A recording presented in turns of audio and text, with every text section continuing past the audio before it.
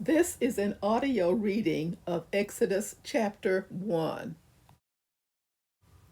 The Israelites oppressed. These are the names of the sons of Israel who went to Egypt with Jacob, each with his family: Reuben, Simeon, Levi, and Judah; Issachar, Zebulun, and Benjamin; Dan and Naphtali; Gad and Asher. The descendants of Jacob numbered 70 in all. Joseph was already in Egypt. Now Joseph and all his brothers and all that generation died. But the Israelites were exceedingly fruitful.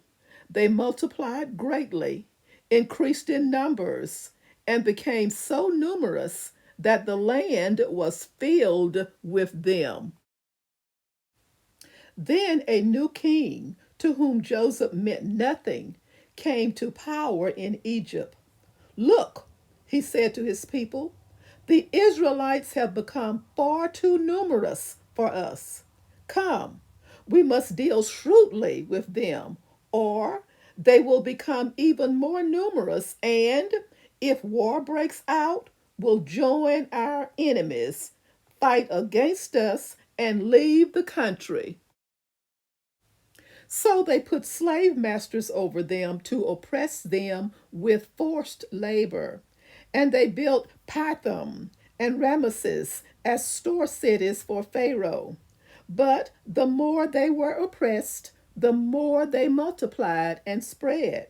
So the Egyptians came to dread the Israelites and worked them ruthlessly. They made their lives bitter with harsh labor in brick and mortar, and with all kinds of work in the fields. In all their harsh labor, the Egyptians worked them ruthlessly.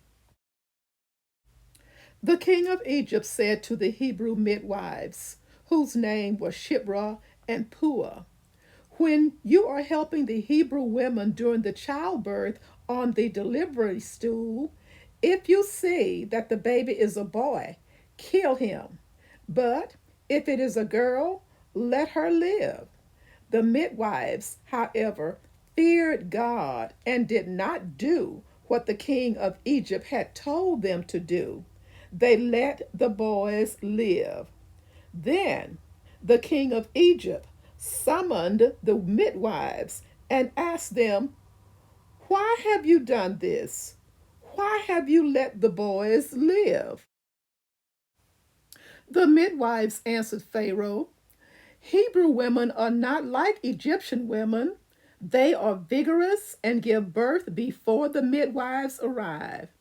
So God was kind to the midwives, and the people increased and became even more numerous. And because the midwives feared God, he gave them families of their own.